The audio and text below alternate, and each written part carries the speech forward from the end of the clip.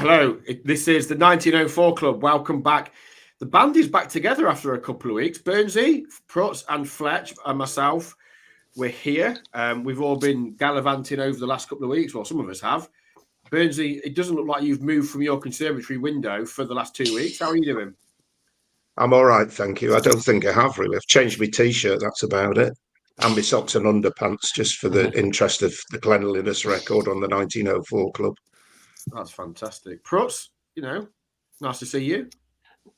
I think Prutz, have you changed your pants? No, I've not. I've cracked on. Yeah, I'm good. It's been a while. Well, you say gallivanting. The only one that's been trekking around, giving it the large, is the one in the orange hoodie on this particular podcast. And obviously, no one can see it, but it's you, Baz. Did you have a good holiday? No, they can now because we've had to go on the YouTube, haven't we? So, all right. So, see it. All right. Okay. Well, in that case, what I said about me Barnet, I'm really happy about. But that's. But no. So, did you have a good time? How was it? Yeah, it was really good. Really good. The weather was a bit of a mixed bag. Not as bad as it is here, but yeah, it was really good. And I've got to say, huge credit to the football club because not all clubs are quite as open as Hull City are now. Not many at all, no.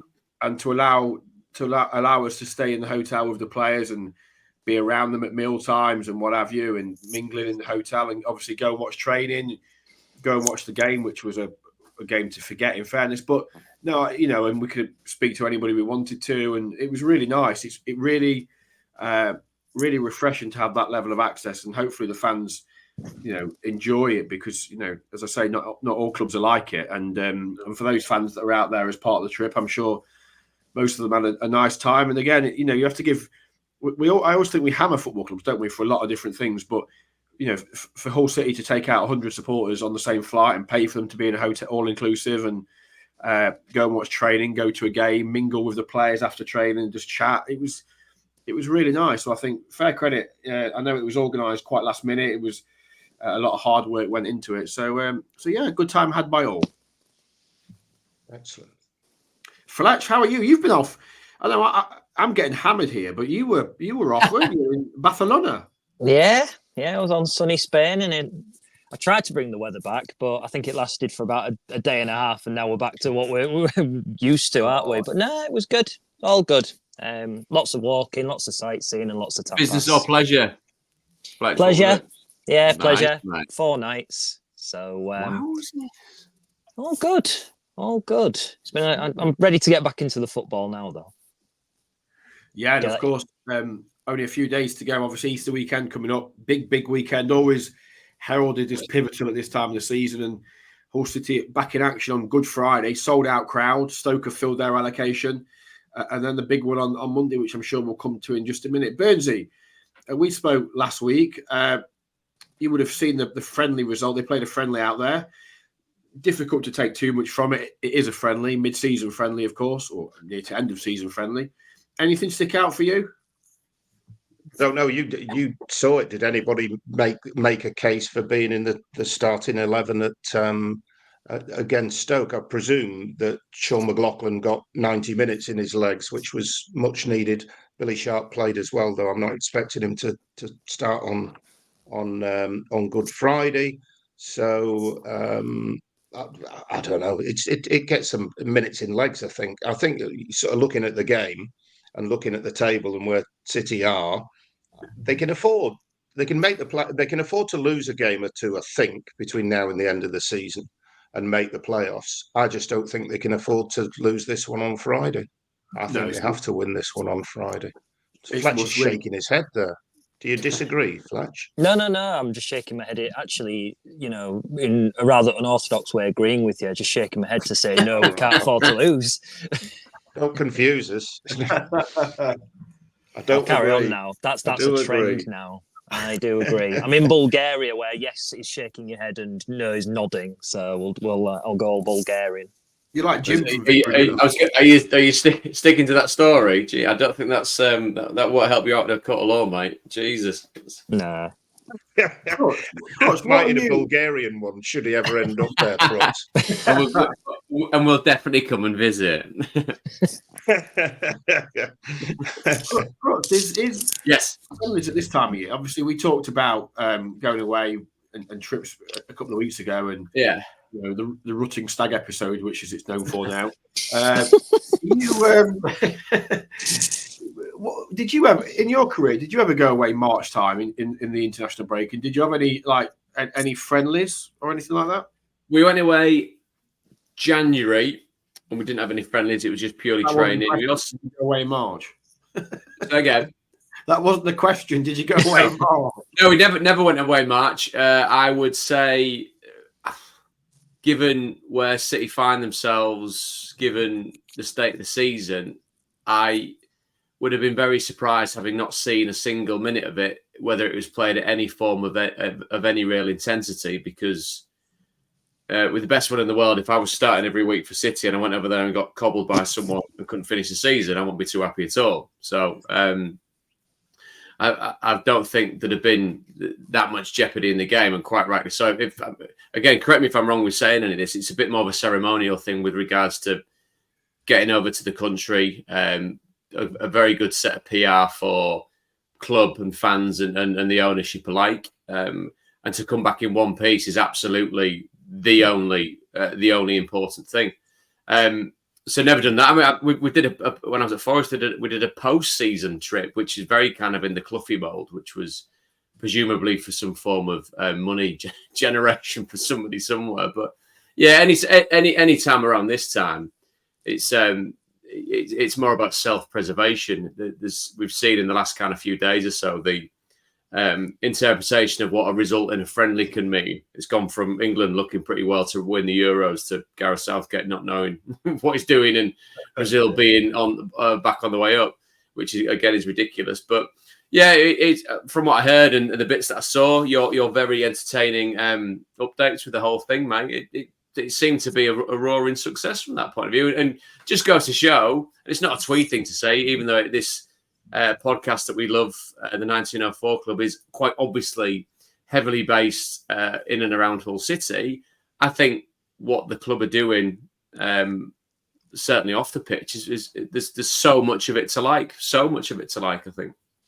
And I think on the subject of the game, it was scheduled. Liam scheduled it specifically to give the players that aren't playing regularly, fringe players, if you like, minutes. You know, you look at the team. There was no. Probably apart from Ozan Tufan, there was probably not a single player in that team that you would consider at the minute a first-team player. I know Sean McLaughlin will play against Stoke and Leeds. You would think owing to Greaves' suspension, but he's not played regularly. Obviously, Connolly and Sharp are struggling for minutes. Everybody out. You know, Doc did okay in the middle of the park. Cyrus Christie didn't really pull up any trees. Matty Jacob did okay. James Furlong, there was one or two nice moments from James Furlong. Good moment for one or two of the youngsters, like Ollie Green came on second half. Rocco Coyle, Sellers Fleming started down the right hand side. I'm not sure that Eva Pandor actually in goal. That was his first outing, public outing that is. So it was, you know, the likes of Giles, Carvalho, Zaruri, Greaves. None of those played. Alfie Jones, there were no players. None of those were put at risk, obviously. But the trip it seemed to go really well in terms of the players seemed to be really relaxed. They enjoyed themselves, and ultimately he put it together, Liam. He felt that he said when he got promoted with Hull City before in Brighton, they both had trips at this time of the year just to get away from it, a change of scenery, a bit of sunshine. But importantly, bonding. To spend some time together, and that he felt that could be crucial going into the final 9 games of the season. Is that something that you think Prutz could be, could come to the fore in the final couple of weeks? Yeah, it's very, very beneficial. Very beneficial. Sorry, I paused there because I thought Burnsy wanted to say something, but it was. It absolutely is. That time away from, it's a bit like pre-season tours, but there's a bit of a different vibe to that with regards to the hard work that goes into getting yourself fit and ready for another long season. Being able to spend time together. It's a funny thing because I chat about it all the time with managers that come on and former players that come on and chat with us, and you kind of, do you keep in touch with so-and-so? And it's bizarre. You're in each other's pockets, and then you're not. And the person that was your best mate in the team or in the club, or you can spend a lot of intense moments with them, and then you both leave, and you never stay in touch, which is bizarre, really. Maybe that's more to do with men of a certain age, chaps. There's a whole other podcast about men's friends and sticking together and looking after each other. But it absolutely does help with engendering that, because, as I said, the club and the players and the playing staff that I've seen, and you guys on the ground will see more of this than I would. They do seem to be quite a tightly knit group. It's a team that's run well with Liam. It seems to be a lot of an open door policy, and like I said, it all sounds a bit twee and nice, but you've still got to be pretty horrible to play against, and a very tough division of men to be able to get through into the playoff places and potentially get yourselves into the Premier League. But team bonding, which means different things for different generations, and the chance to be able to learn something new about a teammate, whether it helps you or not, it doesn't really matter. But from a purely human level, spending time with people that you like and get on with it's absolutely vital for the soul and the well-being of the individual and the group. Fletch, you've been around the group as well, on away trips, and obviously as club media. How have you seen? What have you made of the kind of the progress of that team spirit from the start of the season? It's been positive. It's been very positive. I mean, if you look back a couple of years ago when Grant McCann was in charge, I used to say to the lads at the club that the squad felt like a bunch of lads who just, if you was in school, they'd be getting sent, they'd be the naughty ones who'd get sent out of class, and they just wanted to get on the playground at lunchtime and just kick the ball about, and they weren't really interested in the studying side of things. Whereas I think that's what Liam's got now. I think Liam's got a bunch of players who've matured since then, and I also think he's got a bunch of players who are learning on the job, but also taking that in really, really quickly. I think that's been a benefit, given that some of the players that Grant signed in the first place are still there. You've got Greavesy and Jones who have anchored down the defence, but then they've invested really, really wisely, and they've got a really sensible group. And as you'll know, Baz, we've spoken to the most out of this quartet this season. Players like Tyler Morton are so intelligent. Their understanding of the game is second to none, given they're at such a young age. But that's the thing that Hull City have done this season. They've gone and invested from clubs at the top end of the Premier League, which is something we haven't seen since Steve Bruce. And I think that's benefited them massively. So all in all, the camp look really well knit together, and I think it's an intelligent group. Burnsy, go on. Yeah, go ahead. I was going to say, let's get to the nub of the matter. We've all got a warm glow this Monday morning, and there's been a 3-week break and everything like that. But let's get to the harsh reality of the situation. Are they going to make the playoffs or not? I think we're all agreed that they've got to win on Friday, because if you don't win that, I think psychologically it damages you in terms of your playoff chances. And it's another home game that's gone. I've looked at the form over the last 10, the last 8, and the last 6 games. City were in the last 10 were 6th in the form table. Last 8 they've gone to 10th. Last 6 they've gone to 11th. You look at Norwich, were 5th, 3rd, and 4th, so they're more consistent. And City have drawn the last 4. They've got to get the fingers out now. They have to get the fingers out, and they have to start scoring goals, because the goal difference is, I would say personally, would feel is a point against them in the playoff race. So are they going to do it? That's my question to you three. Yeah, I think just first up, I think the goal thing is a concern for me. And we said this the other day, Burnsy, the fact that Norwich have put 8, they've put 8 goals, haven't they, between them. They put 5 past Rotherham and then 3 past Stoke. They've gone from being level on goal difference with City to 8 ahead. And that, hand on heart, can I see Hull City pulling that back in terms of the goals they score? No, because they don't score enough goals. No. We've already talked about this. 4 or 5 times this season only have they scored 3 or 4 goals in a game, and they're not scoring. They're not scoring enough goals. I mean, we've covered as to why that is. So I think for me, yes, they're in a brilliant position. Yes, the game in hand, they have a game in hand, but I will be consistent on this. I've always said points on the board at this stage of the season is better than games in hand. We saw it when City got promoted. Sunderland had something like 15 games in hand. and it catches up with you. It is only one game in hand, but it is away at Coventry, so that is a tough one. I would rather be in Norwich's position. I think they've got they're scoring more goals. I wouldn't say they've got better players overall going forward, but what they have got, they've got a Josh Sargent, which is something the Hull City haven't got, and I think that is fundamentally crucial. One thing I wanted to throw to you, Prut, for a lot of this season, City have been the hunted. They've been in 6th place. If you look at the key points of the season, Christmas, turn of the year, New Year's Day, whatever, they've been in 6th place. Now they're not in that 6th place. They've now fallen back into the pack of the chasers. Could that, in a strange kind of way, does that take a bit of pressure off?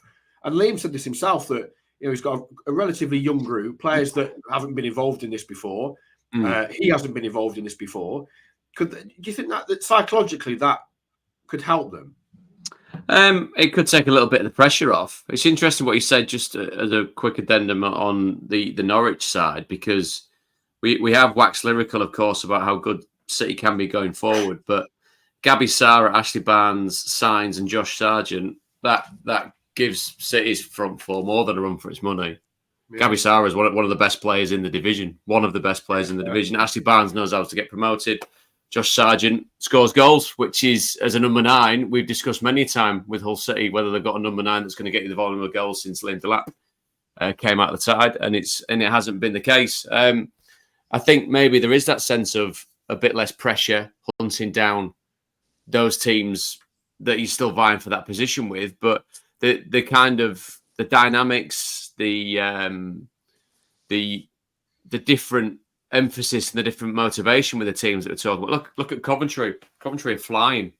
I mean, whether they've got a big game that takes their mind off a playoff push, I genuinely don't know. But they're a team that can do some serious damage. Preston, we've spoken about before in dispatches, and Borough showed as they beat Norwich the other week that they can beat the teams in and around those playoff places. So the pressure's possibly back on Norwich being in 6th, but the form that they're in, they won't be feeling any pressure at all. Whereas City, the frustration that comes with those 4 draws, as Burns is talking about, has got to be put right pretty sharpishly. Now, if you look at the weekend, however that comes about, 4 points, I think, is good. 6, obviously, is wonderful.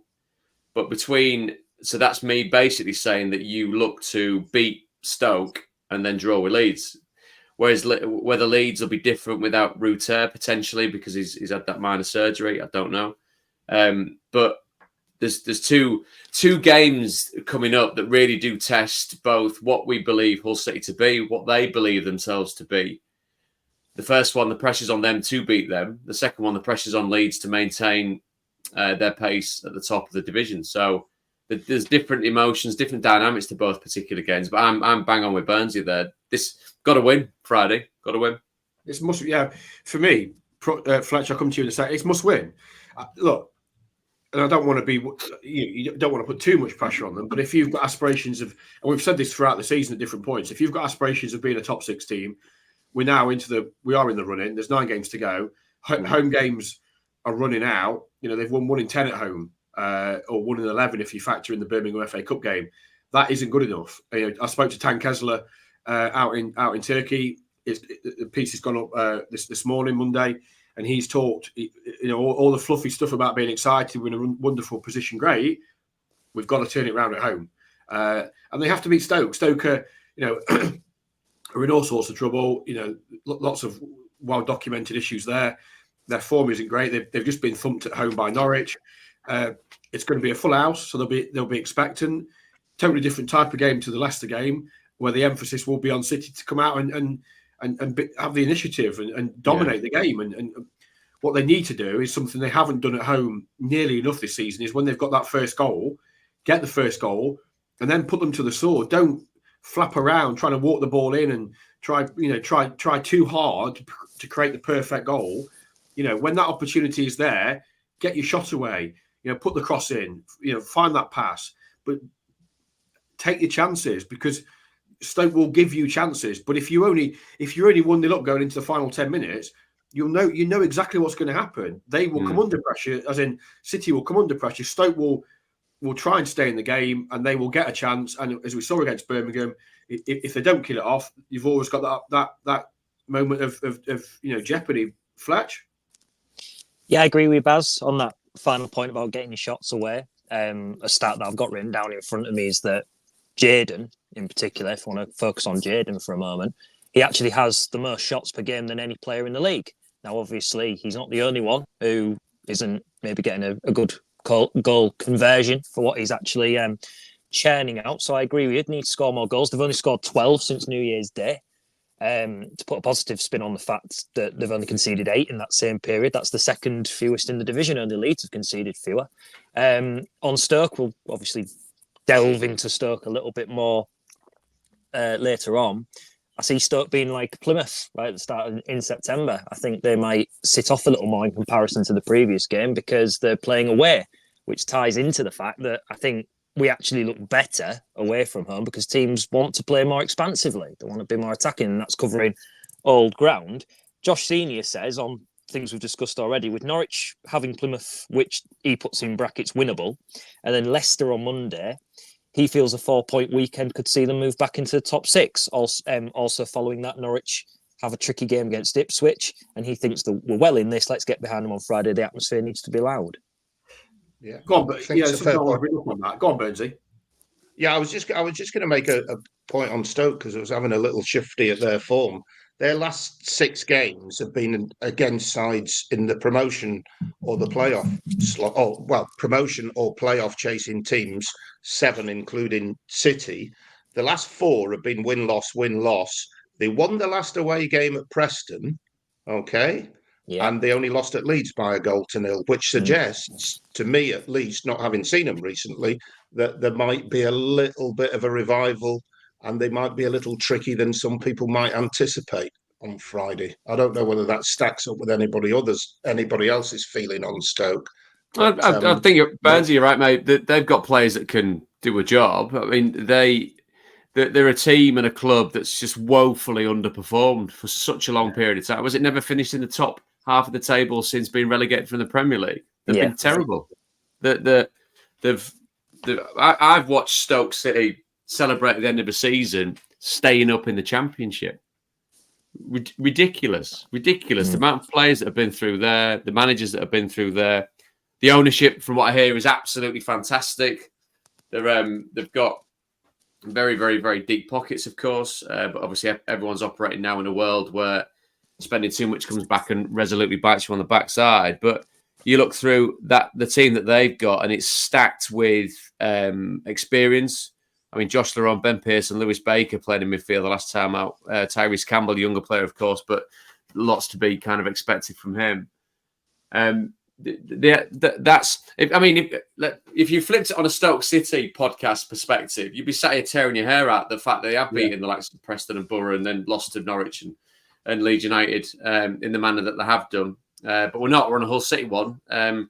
So the version of Hull City that needs to come out needs to meet with the version of Stoke City that has been a woeful underperformer in the Championship for quite a few seasons now. Yeah, it's a bizarre one, isn't it? Because as you say, on the subject of Stoke, they've got everything. They've got a really, really supportive ownership who give their managers time, who give their managers financial backing. It's very, it's incredibly stable. They've got a modern stadium. The training facilities are fantastic. They've got everything you think that you would want. You look at Hull, you think, well, over the last few years, you've not had that stable ownership. Managers haven't been able. They've not been given the finance that I'm talking pre-takeover, of course. They haven't been given the finance that Stoke managers have. They've obviously been in the Premier League for a period of time. Their infrastructure, their training ground, but for whatever reason, it just doesn't. Season on season, you think maybe this could be Stoke's year. They've got 1 or 2 good players. They've got experience. They've got a manager that seems to know what he's about, and it just doesn't work, does it? So, but as you say, Burnsy, they will be a tough nut to crack, but they're 19th in the table for a reason. So, City have got to, and the cliche, every game, in any given game in this league, the other team could turn up and perform really well and win the game. It's such a tight, competitive league, and the fine margins are so fine. But Hull City have got to go out and they've got to win this football match. Because if they were to lose against Stoke, and you go, you'd expect Norwich, let's be honest, at home to Plymouth, everything taken into account, you'd expect them to beat Plymouth, and then they've got Leicester away. City could feasibly, if worst case scenario is they go into Ellen Road, 6 points in the goal, 7 points effectively with goal difference behind Norwich. But I mean, just to very quickly put in there, and again, flipping it around from what we're talking about with City and where they need to be. Stoke City 19th, 2 points above the drop zone. Plymouth on 41, 2 points above the drop zone. The other teams in and around that, QPR, Birmingham, the bottom three, Huddersfield, Sheffield Wednesday, Rotherham. So as much as we're saying City needs to do this, City needs to do that, if Stephen Schumacher's in charge there at Stoke City, lads, we need points here to pull away from safety. The dynamics that go into this stage of the season, from my neutral perspective as working that we cover it on Sky, it's fascinating. But you think about it, everybody wants points for different reasons, don't they? Hull City to potentially end up in the Premier League, Stoke City to get somewhere near safety to build into next season. Just 1 second. I think it's a tricky game. Yeah, sure. Yeah, I was going to say, if you are Stephen Schumacher and you are Stoke, you're saying, yeah, Hull are a good side. They've got match winners. They've got good players all over the pitch. But look at their home record. And that is, Hull City are not infallible at home. No. Well, they're not infallible. And we know what it'll be. Full house on Friday, Stoke City. And this is me not casting aspersions over what Stephen's tactics are, the way it sets up his Stoke side. They will say, go on then, have it for as long as you want. We'll defend. We might be able to catch you on the break. But it will be for a team that wants to come away from the MKM with a point. Perfect. We'll just sit in. We'll just sit here. Well, let's and whether we've discussed it before, whether the crowd buzz off the team or the team buzzes off the crowd, which one starts, whoever. There's going to be an awful lot of patience needed, because if it is that type of game, which we've seen, and all three of you have been there at the stadium this season, where it goes on and on. And I'm sat there working on different bits, reading Twitter feeds, and someone 10 minutes in absolutely slating the team, and then by the end of, we've won, someone's got a last minute winner. Strap yourselves in, guys, because it'll be one of those. If I'm looking at the results as I'm working on Friday and it's 1-0 Philogene 10 minutes, then it might be a marginally more enjoyable experience, but it might be attrition on for quite a while. Go on, Burnsy. Yeah, I'd agree with that. Just to sort of get into the nub of the matter in terms of team selection, what's the latest? Is he likely to make any changes? Is anybody, obviously McLaughlin's in for Greaves, any other changes? Any injuries in the camp, Baz, that would be a concern? I think there's one or two knocks. We'll find out more on Wednesday, I would suspect, when we sit down with Liam ahead of the game. He's had a couple more days training back in England. I would be surprised if there were any changes from the Leicester game, which in turn was the same 11 that played against Southampton and won. I have to be honest, I paid close attention to Aaron Connolly while I was away. He didn't look at ease with himself. He looked frustrated in training. He was, if the ball bounced off him, he'd be throwing his arms around. Aaron is, and that's Aaron's style. He's very, he's very emotional. You see, some players, you're far better qualified than I am to explain this, but some players keep their feelings inside. You never know what they're feeling. Aaron isn't that type of player. He played 90 minutes in the game against Curacao. There was one moment in the first half where the ball's come up in the middle of the half. Furlong's won it well, took it down, played him through into the box, and it's basically bounced off his foot and into the goalkeeper. So he doesn't look sharp. I would be astonished if he was starting on Friday night. Equally, Billy Sharp, but again, brought him for, as Liam explained to me again this week, brought him for his influence off the bench. Ohio's been away with Holland. I think played around about half an hour against Norway. They got beaten in their first game. It's funny though, isn't it? This is something I wanted to throw in. The Dutch Twitter account put out a clip of some training this week or over the weekend. Someday, fairly recently anyway. And Noah Ohio was pictured on it, and he was doing some fancy footwork, and everybody piled in going, "Look at his footwork. Why is he not in the Hull City team?" And it's that. it's like Pandor as well. Pandor, the club before he went to Turkey, the club put out a 10-second clip of, I think, Abdul making a clearance off the line. Pandor made a really good save. A save you'd expect a goalkeeper at that level to make. Everyone's get him in there. He's got to start. It's crackers, isn't it? Really?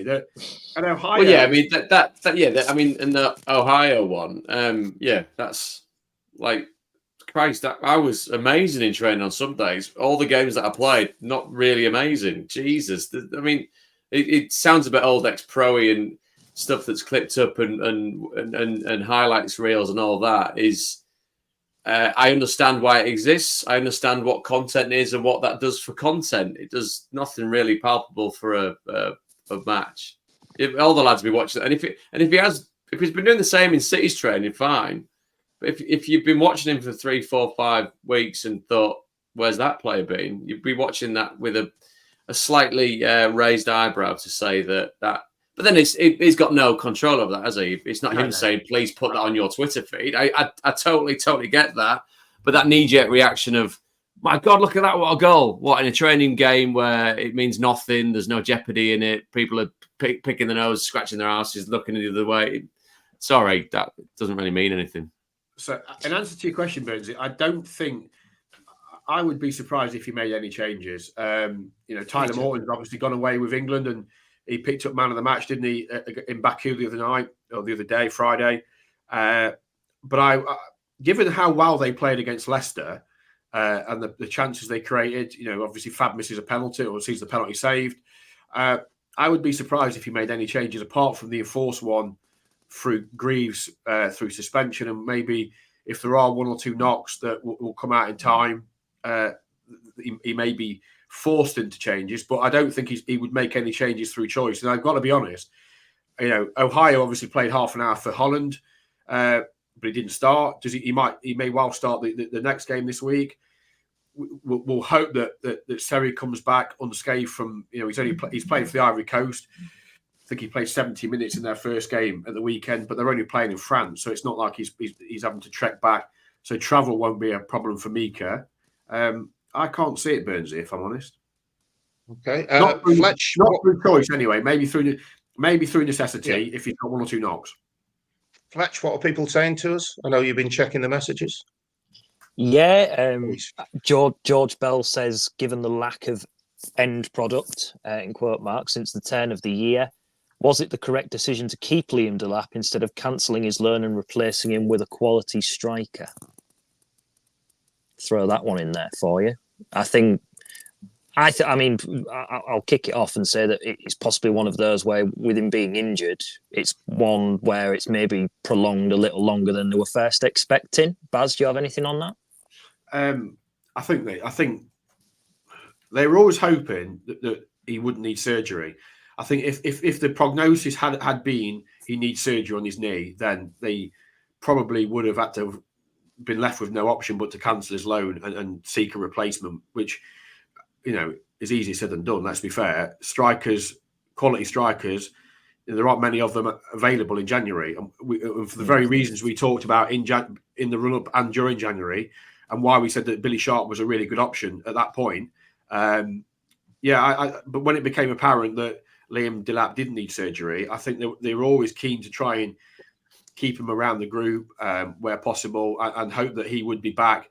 And they thought that with Billy Sharp, Connolly, Ohio, although Ohio is very obviously raw, Carvalho, Zaruri, Jayden, Ozan, etc. I think they felt that they'd got enough attacking impetus there and quality to be able to cover for Delap until he returned. We didn't know, that when Delap went down with his knee injury, we didn't know that Aaron Connolly was going to be butchered by Angus Gunn and then be out for 3 or 4 weeks and really find it difficult to recover. We didn't know that Billy Sharp was not going to, hit the ground running and score 3 or 4 goals off the bench. We didn't know that maybe Jayden's goal tally might drop a little, or Anas might not score as many. So I think it's hard to look back. Hindsight's wonderful, isn't it, in football? And it's easy to go back and go, well, they should have done this. I still think, we're in the here and now, aren't we? That's what it boils down to. We've got to get on with it. I think keeping Delap, excuse me, I said at the time was the right thing to do. given the service he'd given the side and what he can bring. You know, there's now an expectation that he could be back. We were discussing it off air, weren't we? Trying to work out which game he might be back for. Liam told me on Friday that they expect him back in the next couple of weeks, and he'll be coming back fully fit. You know, such as the quality of facility and recovery that Manchester City can offer, he won't be coming back unfit. He'll be coming back fully fit and ready to go. So that is if he's back for the last 4, 5, 6 games, that's a big boost, Burnsy. Yeah, I was just going to say if you've got a timescale on it, but given what you've said there, let's go to Prutz, the ex-pro, because we always talk about, players are fully fit, but they're not match fit. So are you saying, Baz, that they will throw him straight in and he'll start? But what about the old chestnut of his match fitness, Prutz? What's your reading of this? I don't know if they'll throw him in straight from the start. The first game he comes back. But what I'm saying is he'll be fully fit at training level. You know, obviously he will lack match sharpness because he hasn't played since Hillsborough on Boxing Day, on New Year's Day. So naturally he's going to be lacking match sharpness, and I don't doubt that he would have played, a couple of behind closed doors friendlies for City to try and help him along the way. But he will be coming back ready. You know, and I would imagine that, let's say if you look at the fixture list, 13th of April at home to QPR, is that realistic? Can he be on the bench? If that's too soon, then the 20th against Watford away on the bench. Prutz? Yeah, it's an intriguing one, isn't it? Because we've discussed other players coming back into the side after injury and what impact potentially they could have and how fit they would be. I'd like to think that Liam would be chomping at the bit to get back involved. There'd be a bit of expectation on him to be the kind of answer to what a few of the frustrations have been, i.e. a number 9 to play in that particular way with the rest of the players that have come in the interim of him being injured. Being a younger player would probably mean that there's a bit more of a bounce back of getting back in and hitting the ground running. I'd like to think he strikes me as a very fit lad, a very athletic footballer. But as you quite rightly say, it's that intensity of what the Championship is, especially this stage of the season. I'm not saying that in other stages it would be easier and more straightforward. I just think, given how fine the margins are, the minutes are running out, the games are running out, the opportunities to cement positions in the top 6 are getting fewer, then pressure's on for him to deliver. But pressure will be on himself to be able to show everyone what he can do. And that old adage about being a better player when you're out the side, he needs to dispel that by showing back on the pitch as soon as possible just what we've missed. Fletch? Sorry, I was just reading the comments then. So I kind of did the really stupid thing and sort of switched off. I think in relation to the lap, he's a player who's proved that he can hit the ground running straight away. You know, he scored on debut against Norwich. So I think it's a case of when he comes back in, there's no real fear that he's not going to hit the ground running. I think he's a player who we know and can trust to immediately get back to goal-scoring ways. Going back to Connolly, Coxey, with various numbers after his name, asks, this might be sort of a half question which you could put in the filing cabinet for later on in the year, but he says, do you reckon we will sign Connolly next season? I don't personally feel he's done enough this season, but Rossini is a big fan, which may sway Rossini's decision to sign him on a longer contract. I just want to add some numbers to that. Connolly this season's played just under 1,200 minutes and scored 8 goals, which is about a game in every 30 minutes on average we back in. So if you scale that out, I know he's been injured a lot of the time, but if you scale that out, that's a 20-goal a season striker. I like Connolly. I think he's got something different. I think when he's fully fit, and he doesn't look anywhere near fit I've got to be honest, he doesn't look anywhere near fit when you see him running around and stuff. You know, when he is at it, he's a really, really clever player, a really, really good finisher. We've seen all the different types of goals he scored. The 2 at Blackburn stick out. Really smart finishes. But the problem you've got is there's a lot more to Aaron Connolly than just the footballer. And it will depend on what division the club are in. The bigger concern for me about Aaron Connolly is his durability. He doesn't play enough games. You know, you touched on his stats there, Fletch. I think it averages out that across the season, he's averaged 45 minutes a game.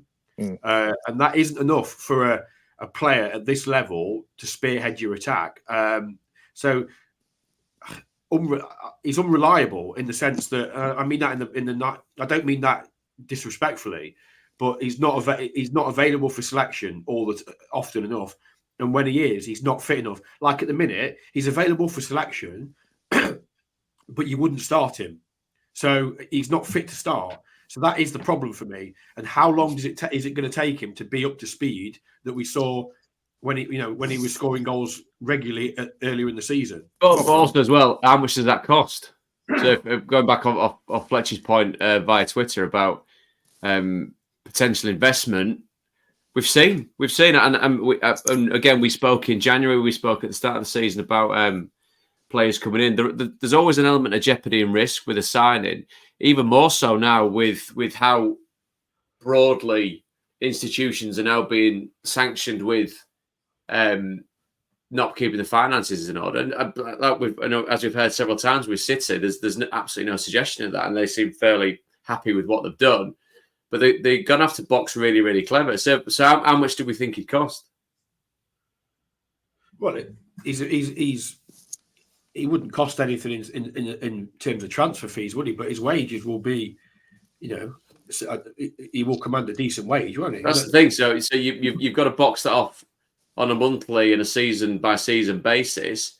And I understand absolutely what Fletcher's saying.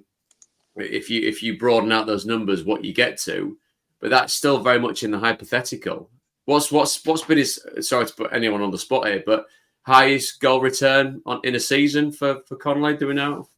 9, I think. And what does he class himself as? Well, that includes like under 21s football. I think the most, actually looking at his numbers, is 11. But most of that was he played alongside Victor Gyökeres during Brighton's academy days.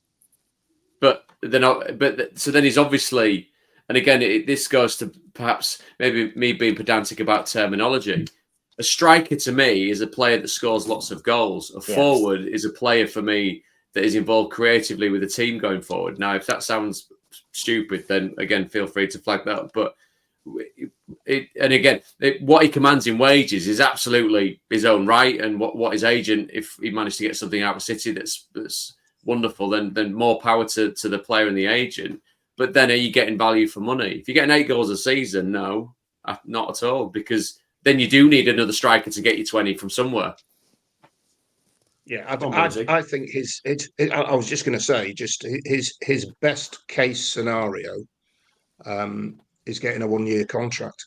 You ain't doing anything more than that. And if they go up, I don't think you'd take him up into the Premier League. They stay in the Championship. I agree with Baz. I think there's a player in there. We all think there's a player in there. But given his fitness record and his injury problems, not his fault in terms of the Norwich goalkeeper, but you wouldn't go more than a 1-year contract. Grateful to Bill Robbins, because we've answered the lap question, but he did ask us on the 1904 Club, realistically, do you think we will actually see Liam Delap before the season ends? James Wood, a fine musician, says, do you think the lack of firepower will cost City a playoff place? Well, we hope not. We'll wait and see on that. Jordan Garnett asked us something, and I wanted to ask you this, Baz.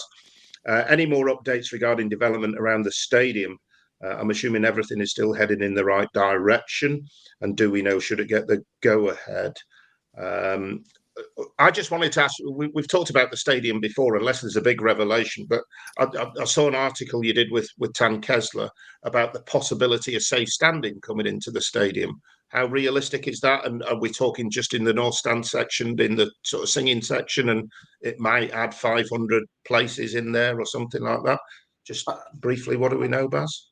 Yeah, I think they're looking at various things to try and improve the atmosphere of the stadium. I think they think that safe standing is one that potentially would do that. That is part of a wider scheme of improvements that the club are looking at. They know that the ground is 20 years old now. It's showing its age. A lot of work needs. I say a lot of work.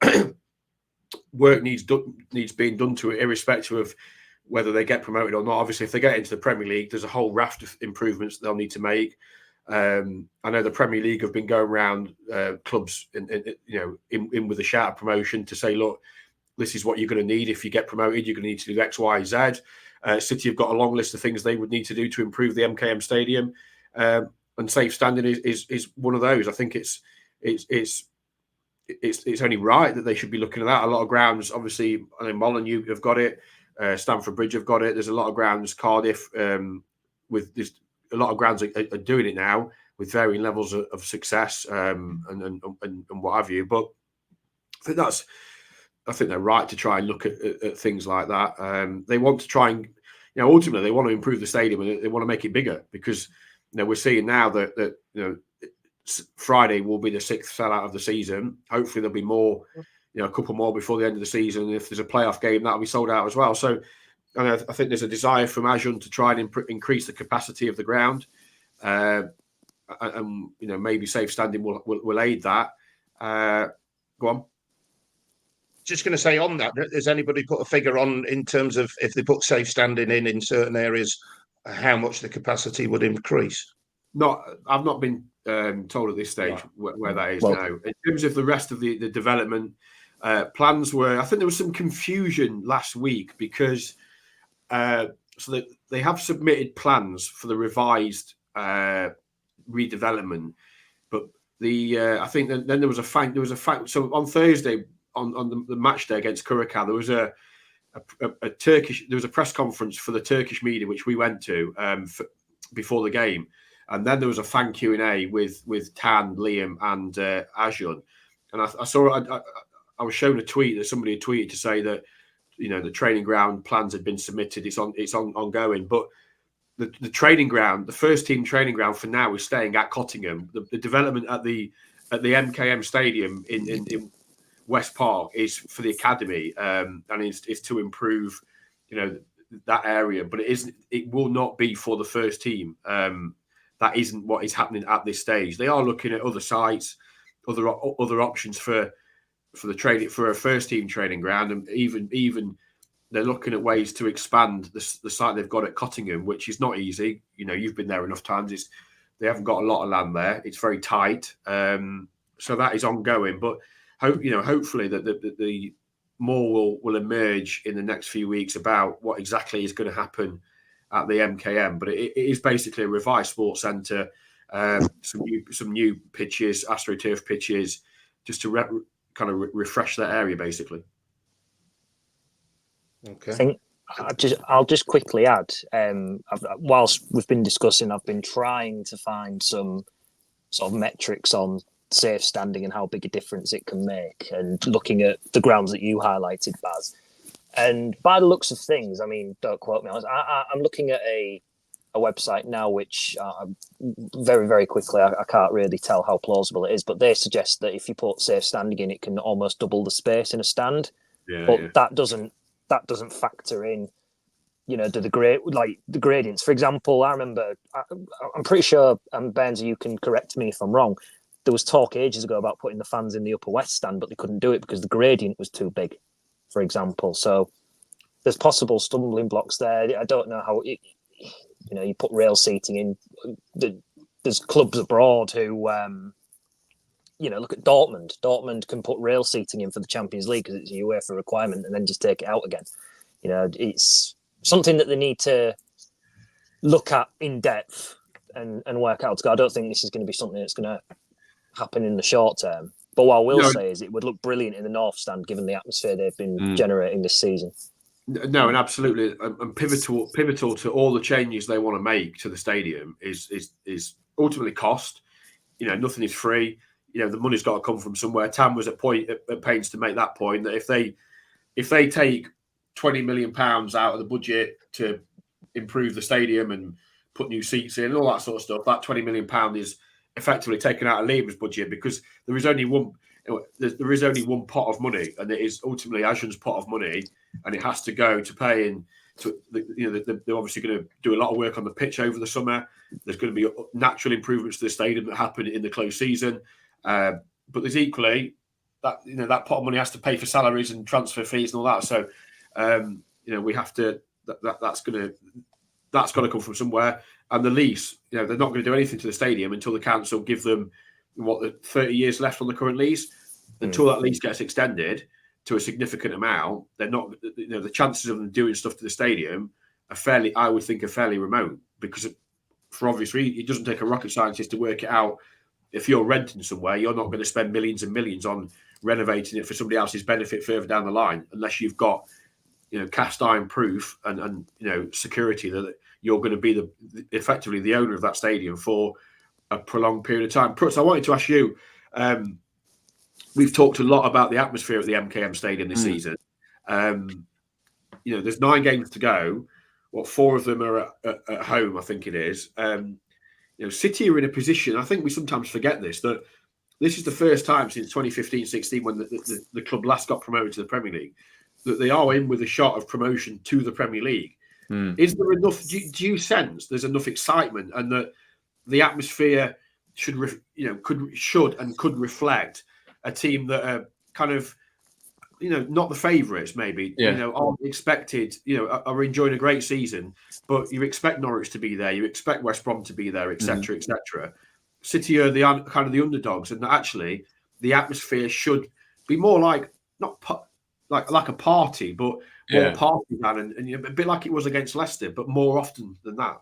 Yeah, it's a really tough one, because the lesson that you kind of learn when working in football is, if you ever kind of go after fans, it never turns out the way you'd want it to be. And I've always found that because we love football, and you come from a place of loving football, that you go to a game to be excited and to be entertained and to make a lot of noise, and having had the privilege and the pleasure of being at places that generate that is a wonderful thing to see. I was working at Leeds and Leicester on a few Friday nights ago, and I took my son with me and his little mate, and where the studio is right above. It's behind one of the goals, and the away fans are there to your left, and it was a full house. And for 75 minutes, they were bang average.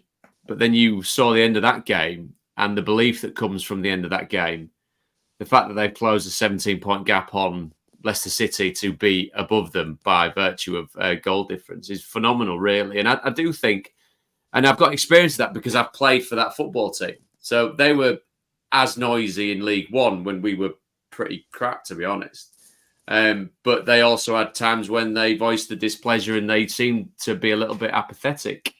Never having played for City, but played against City and sampled the atmosphere, it always seemed to me to be noisy. It's absolutely a fan's discretion to make as much noise, as little noise, or engage in a football match as much as they see fit. I understand a lot goes into it nowadays, even more so with regards to finances and actually getting yourself and your kids through the door.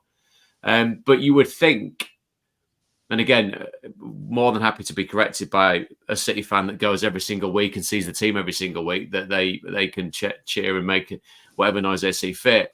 Being in this position, being able to chase down teams that are in the top 6, being behind a team that is likeable, plays football in a way that can be entertaining, that they've shown that they can make good opposition look relatively average. There's so much in it, in the recipe for making a hell of a noise and a hell of a racket and an atmosphere to really inspire and intimidate in both measures for the home team and the away side. There's not much more that you'd want in that, is there, with regards to what you see on paper? Sometimes there is that little bit of a gap between what should be the case and what actually does happen in practice. But far be it from me, like I said, to judge a City fan for noise they make. But as Fletcher's alluding to, that noise that does come from portions of the crowd, I think it does really make a difference. It really does make a difference. We're not saying anything that anyone doesn't know that who loves and enjoys football. You go there because it's great. You go there because it gets you off your seat. But maybe as well, there's a slight factor the way you're going. There's so much that can go right, but there's so much that can kind of fall short. And suddenly you do find yourself in a position where a really positive season peters out to nothing. And that's where the team comes in. The team's got to do their bit. They've got to do their bit. Like I said, Friday could be a test of patience and nerves, but on paper, they should be beating teams like Stoke. But on paper, that doesn't get you promoted, does it? Pros, just quickly, a slight tangent, but on something you said there. Nigel has asked on Twitter, did you ever come close to signing for Hull City? I remember Phil Brown saying something a while. This was a long time ago, and whether it was I'd misread it or whatever, saying that I'd been offered the chance, but I turned it down, which was rubbish, really. I never actually had the proper offer of coming to City to play, but I would have very gladly, and it would have been a real highlight of my career to do. I remember being stood. Correct me if stop me if I've said this story before. What used to be either Waterfront or was it Waterfront? That was opposite Princess Quay. Attic. That became that. So I stood in the queue for that years and years and years and years ago with my mate, and then overheard two lads talking loudly enough so I could hear what they were saying. And this never happens because no one ever recognises me or anything like that at all, because you shouldn't really. Saying to his mate, "Oh, this such and such. Oh, he plays for. I think I was at Leeds at the time, or maybe Southampton." And saying, he had the chance to come back home, but he's too big for us now." And I was like, That's rubbish for a start, mate. And this is kind of pre-Twitter and crap on the internet. I said, no, I'd crawled over broken glass to come here. The back end of being at Southampton was a total disaster. And I'm not saying that City should have thrown me a lifeline by any stretch of imagination, but if Hull City was the option, yes, absolutely get me there with bells on. But it just never came to fruition. And maybe as the sliding doors moments go, we're talking about a team that potentially could get back into the Premier League. If I'd have gone there, we'd have been trying to scrap our way out of the uni bond. So there you go. Things might not have turned out how we thought they would. Burnsy. I think that's the biggest revelation of the day. Professional football accused to get in nightclub. I didn't think that happened. Do you know what, Burnsy? I got to the front and said, "Do you know who I am?" And he turned to his mate and he went, "There's some Wally at the front here, doesn't know who he is. Anybody got any ideas?" Never gets you in anyway. Oh, dear. Just to round off this week's episode of the 1904 Club. So we've touched on Stoke already. We've touched on the importance of the game for both clubs, actually. And there are two clubs in this. It's not all about just Hull City, And then Easter Monday, 8 o'clock kickoff. So are you doing the game at Ellen Road? Easter Monday, yes, I am. That will be the fourth game of 4. But the energy will be as high as it would have been for a 12:30 kickoff. Think about that. Be invading the pitch when City score. He'll be running out of the studio onto the pitch. I mean, it's one hell of it. It's about a 210-mile run, Fletch. But I'll give it my best shot from Brentford up to Hull to come and show you what I can do. But yeah, are you? How do you see the Easter weekend, Prutz, in the context of the Championship season, but specifically in cities? In cities, as I said, 4 points, I think, would be a very serviceable return. 6, obviously, is kind of properly happy days. Yeah. But the dynamics of the whole thing are fantastic. If you go from the top to the bottom with Leeds and Leicester going at it, Leicester being in action earlier in the day on Good Friday, and then with what Ipswich have done, Southampton, of course, have got a soft spot for the way that they've approached this season as well. But for Hull City, it's a real chance. I can't remember who it was on Twitter that said about a real chance of getting back into the top 6, because that fight, which it does feel now between Norwich, Hull, Coventry, Preston and potentially Borough, given what West Brom have done with that little gap between themselves and Norwich and themselves and Southampton, they seem pretty set.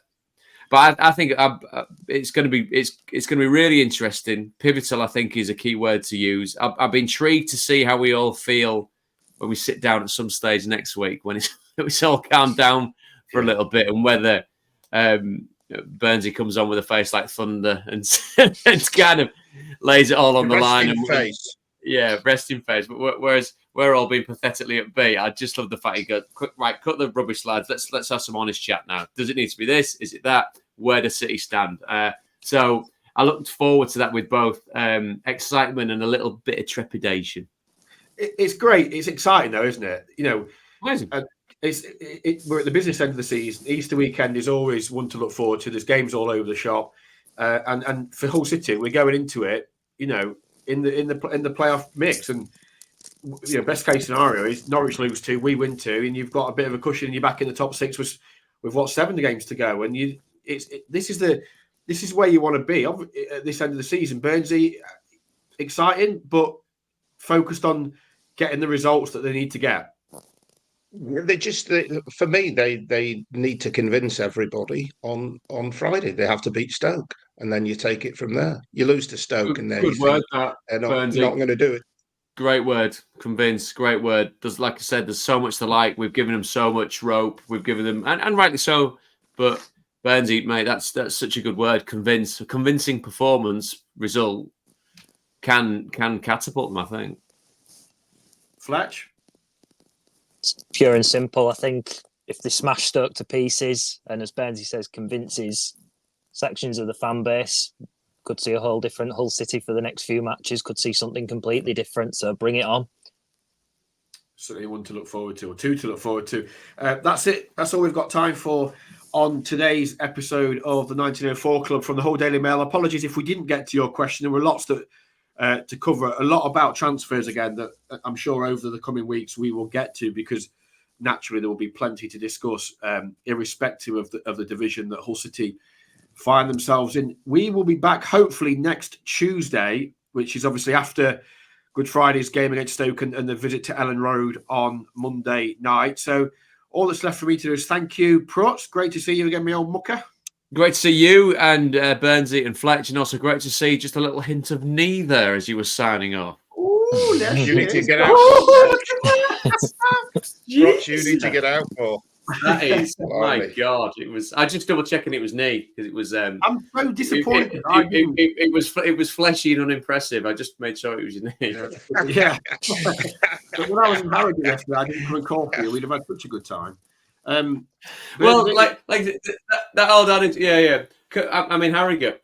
What, you want me to come and meet you right now? Just that's.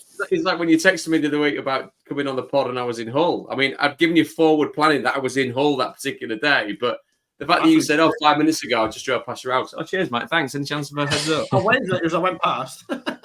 You did. The word on the street was there's a weirdo in shorts in March walking around Harrogate Town Centre, so do not approach. That was me. I do apologise, everybody. Burnsy, great to see you as always. And Fletch, I'll see you. I'll probably see both of you at the MKM on Friday. Hopefully, we'll be celebrating. Everybody, thank you for watching. Happy Easter. And here's to a positive Easter weekend for Hull City. Thanks for listening, or thanks for watching as well now.